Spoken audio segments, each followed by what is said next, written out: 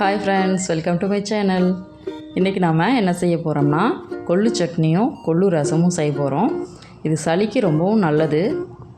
Weight loss பண்ணணும்னு நினைக்கிறவங்க இதை அடிக்கடி உணவில் சேர்த்துக்கோங்க. வாங்க இதை எப்படி செய்கிறதுன்னு பார்க்கலாம். முதல்ல கொள்ளுவை 2-3 வாட்டி நல்லா தண்ணியில் வாஷ் பண்ணி எடுத்துக்கோங்க. அப்போ தான் இதில் இருக்கிற தூசி ஏதாவது பூச்சி இருந்தாலும் நம்ம ஈஸியாக ரிமூவ் பண்ணிடலாம். நல்லா வாஷ் பண்ண அப்புறம் இதை குக்கரில் சேர்த்துக்கலாம்.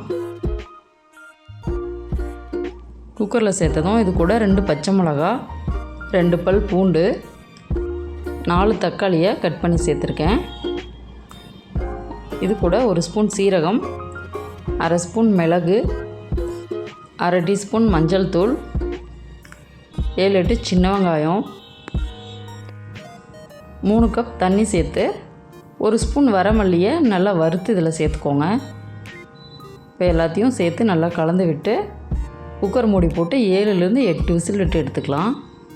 இப்போ பார்த்திங்கன்னா பருப்பு நல்லா வெந்துருச்சு. இப்போ ரசத்துக்கு தண்ணியை மட்டும் தனியாக வடித்து எடுத்துக்கலாம். மீதி இருக்கிற பருப்பை ஒரு பிளேட்டில் கொட்டி நல்லா ஆற வச்சு எடுத்துக்கோங்க. இப்போ பார்த்திங்கன்னா பருப்பு நல்லா ஆறிடுச்சு. இப்போ அது மிக்ஸி ஜாரில் சேர்த்துக்கலாம்.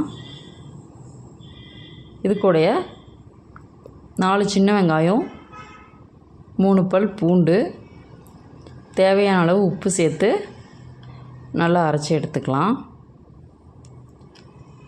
இந்த மாதிரி ரொம்பவும் நைஸாக அரைச்சிடாமல் கொஞ்சம் கொரகொரப்பாக அரைச்சி எடுத்து வச்சுக்கலாம்.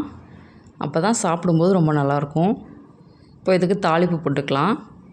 ஒரு பாத்திரத்தில் எண்ணெய் ஊற்றி எண்ணெய் நல்லா சூடானதும் 1/2 டேபிள் ஸ்பூன் கடுகு சேர்த்துக்கோங்க. 1 கைப்பிடி சின்ன வெங்காயம், 3 வரமிளகா, கொஞ்சமாக கருவேப்பிலை எடுத்து வச்சுருக்கேன். இப்போ கடுகு நல்லா பொரிஞ்சு வந்ததும் நம்ம வெங்காயம், மிளகா, கருவேப்பிலையை சேர்த்துக்கலாம். வெங்காயத்தை நல்லா வதக்கி விட்டுக்கலாம். இந்த அளவுக்கு வெங்காயம் நல்லா வதங்கினதும் தாளிப்பை கொள்ளு சட்னியில் சேர்த்துக்கலாம். அவ்வளோதாங்க, கொள்ளு பருப்பு சட்னி ரெடி ஆகிடுச்சு. இப்போ ரசம் தாளிச்சிக்கலாம். ஒரு எலுமிச்சம்பழம் சைஸ் இருக்கிற புளியை தண்ணியில் நல்லா ஊற வச்சுக்கலாம். 1 ஸ்பூன் சீரகம், 1/2 ஸ்பூன் மிளகு, 3 பல் பூண்டு, ஒரு 4 சின்ன வெங்காயத்தை உரலில் சேர்த்து நல்லா ஒன்று இடித்து எடுத்துக்கலாம். இந்த அளவுக்கு இடித்து எடுத்தால் போதும். இப்போ ஒரு பாத்திரத்தில் எண்ணெய் விட்டுக்கோங்க. எண்ணெய் நல்லா சூடானதும் 1/2 டீஸ்பூன் கடுகு சேர்த்து நல்லா பொரிஞ்சு வந்ததும் நம்ம இடித்து வச்ச பொருளோட ஒரு வரமிளகா, கொஞ்சமாக கருவேப்பிலை சேர்த்து தாளிச்சிக்கலாம். இது கூட ஒரு 1/4 டீஸ்பூன் பெருங்காயத்தூள் சேர்த்துக்கோங்க. புளியை நல்லா கரைச்சி இந்த மாதிரி புளி தண்ணி எடுத்து வச்சுக்கலாம்.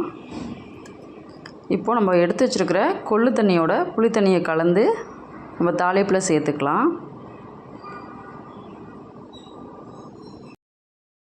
இது கூட தேவையான உப்பு, ஒரு கைப்பிடி கொத்தமல்லி தழையை சேர்த்து ஒரு தட்டு போட்டு மூடி வச்சுருங்க.